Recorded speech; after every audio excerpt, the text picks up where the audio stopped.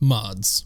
This has been the most requested topic in Warframe since I started posting Warframe content. I've been asked countless times to cover mods, and up until this point, the issue I was having with making this video was simply how vast of a topic this is. Calling this a beginner's guide is borderline stretching it, as mods are in essence a fairly complex topic in the world of Warframe, but I'm going to try to do my best to make this as concise as possible. Mods have so many topics built into them. You have the 5 different types of mods: Riven mods, primed mods, rare, uncommon, and common mods. You have the different descriptions you can place on them, whether that be normal mods, mod sets, syndicate mods, acolyte mods, nightmare mods, Exilus mods, aura mods, or even corrupted mods. You can dive into the different things you can do with mods, whether that be fusing, transmuting, or dissolving them, and you could talk about polarization, mod capacity, and forma. Even with all that, that just scratches the surface as to what mods are and how they work. Let's start with the basics. Mods fall into 5 categories: Riven mods, prime mods, and the 3 rarities: rare, uncommon, and common. Riven mods are an incredibly complex topic,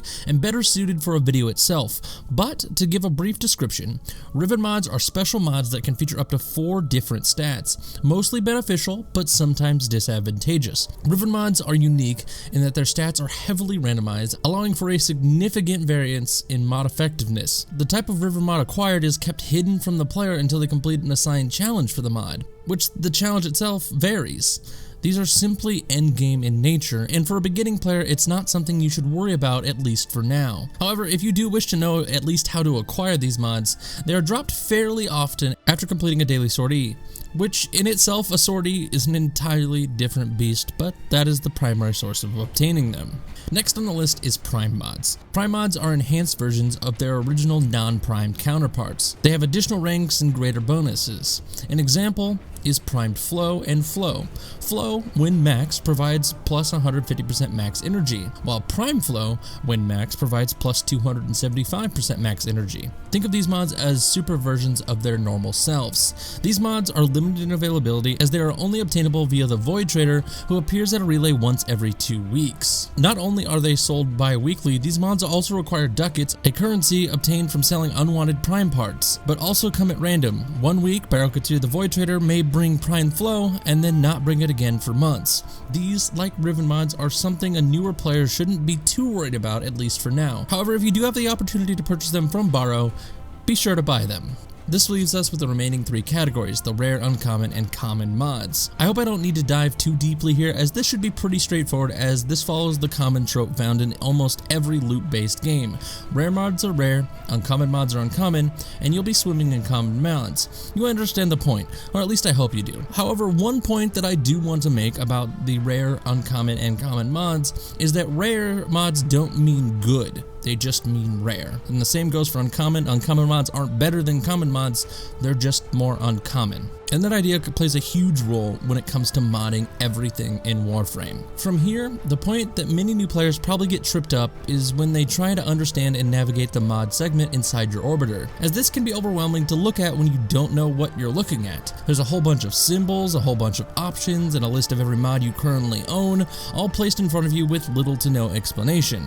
To give a brief rundown, in here you have 4 options. You can use Fusion to rank up currently owned mods through the use of endo and credits. You can transmute mods by combining 4 unwanted and unranked mods for a chance at receiving a rare mod. You can sell any unwanted mods for credits, or you can dissolve any unwanted mods for endo. This is also the place you can see every mod you own. You can use this to sort your mods by type or even show how many duplicates you have, and it's just the go-to place to see what mods you own, but you can also look in the codex for that feature as well. This screen and this segment in your orbiter may seem complicated, but it's very easy to navigate once you know what everything does. Now, I think it's safe to assume that people either understand or at least have a basic understanding of everything I just said, but when it comes to builds for frames or weapons, a lot of players tend to either ignore this or just run with what they have on there already or completely neglect it entirely. For many new players, whenever they get a new weapon or a new frame or are simply just starting out, they look at this screen and don't know where to start. And the first suggestion I'm going to make, and probably the most important suggestion I'm going to make, is using a website known as Warframe Builder. Warframe Builder allows you to search for any frame or any weapon and search for builds made by others, or you can even create your own builds if you are comfortable enough to do so. However, to save you guys time, I went through every popular build for every Warframe, every primary weapon, every secondary weapon, and even every melee weapon, documented every mod used in those builds in an attempt to create a go-to list of mods to either farm for if you don't have them, or to use if you do. If you're interested in the spreadsheet I created and used for this video, it can be found on the viewer suggestion spreadsheet that is always in the description of my Warframe videos. Let's dive in and start with Warframes.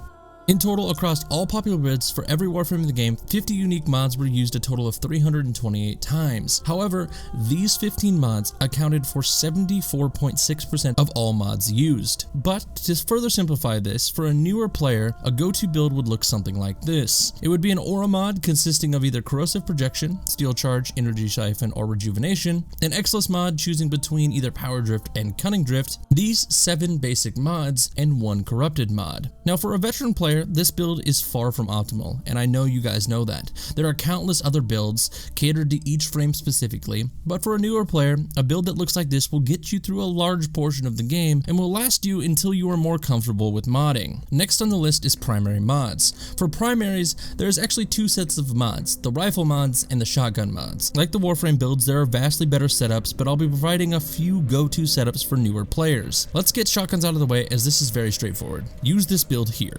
Some of these mods may not be readily available to newer players, but mixing the mods you have that are on this list with others that you do have that may not be on the list that I just provided will get you through a lot of the early content. Simply put, if you don't know how to mod a shotgun, try to match this the best you can. Moving to rifles, these 15 mods are the top dogs. When building a rifle, use these 6 mods and fill the last 2 slots with variants and combinations of the remaining 9 I showed. This will get you through, once again, the majority of the game until you're more comfortable with modding. This, like the rest of the builds I've listed in this video and will be listing in this video, using these setups will be functional. Moving on to the secondary weapons, it's once again pretty straightforward. Weapons in Warframe in general can mostly be classified under 2 categories. You have crit weapons and status weapons. There will always be an oddball here and there, but this will cover most of the weapons. For a new player, a go-to build for a crit weapon will consist of these 8 mods. And for a status weapon, we will have these 6 mods remaining unchanged, swapping Target Cracker and Pistol Gamut for any combination of Jolt, Pistol Pestilence, Frostbite, and Scorch. Once again, some of these mods, such as the 4 status mods, may not be readily available to newer players, but at the very least gives you farming goals and something to aim for basic modding.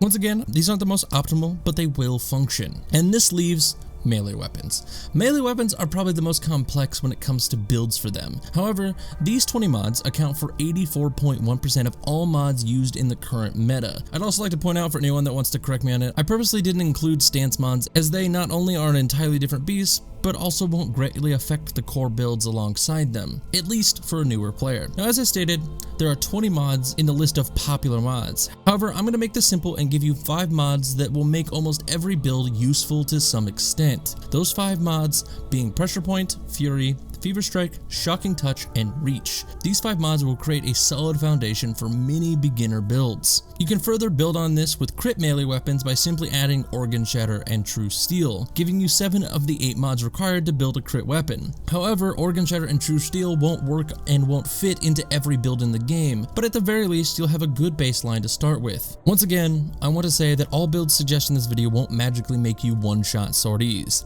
These won't make you a master at modding, but it'll give you a place to start. This video doesn't get into what polarization is, how Forma works, how to get Forma, what happens when you Forma. These are topics that I feel are fit for a separate video, which I will work on in due time, as I feel the people that are intimidated by modding are just as equally or more intimidated by polarization and Forma in general. So in a separate video, I'll tackle that. Regardless, guys, I hope at the very least you found this video helpful or at least entertaining. So if you did, this video took a long time, so I'd really appreciate it if you hit that like button, and if you're new here, be sure to subscribe. In addition, this video was requested by viewers and members of the Discord, so if you have suggestions on videos you want covered, be sure to let me know in the comments or on the Discord. Speaking of the Discord, I've talked about a PC clan in a couple of videos, and that clan is ready to go. We are making it public as of right now. So if you're interested, we have 19 slots currently available, and we'll expand that to 70 more slots if demand requires us to do so. If you wish to join the clan, join the Discord by clicking the link in the description, go to the Warframe chat, and ask either myself or Amethyst how to join. There isn't any requirements, we simply just want to make sure that we invite everyone that wants in. And the best way to make this easy on us is to only have to look one place, looking in the comment section or Twitter, and then also the Warframe, and making sure everyone gets in, and then waiting for replies on things on whether or not people are actually, it's just going to become overcomplicated. So we're going to simplify it and say that if you want to join the clan, you're a PC player, join the Discord, go to the Warframe chat and say you want to join the clan. We'll get you in as soon as possible. If we hit that 30 cap, it'll take us a little bit to get that expanded to the 100 cap, so be patient. We'll get everyone in. But like I said, if that interests you, join the Discord. As always, guys, I want to thank you for your continued support. I couldn't keep making these videos if you don't keep watching them, so I appreciate that. But I think that's everything I wanted to say on the topic of mods, at least for now. Again, I'm going to cover how to get corrupted mods, how to farm for dual stat mods, how to farm for specific types of mods, Nightmare mods, and everything that entails mods that's a little bit more advanced in later videos. But like I said, I think that's everything I want to cover. So I'm going to get out of here, say my name is Matt, and I'll see you guys next time.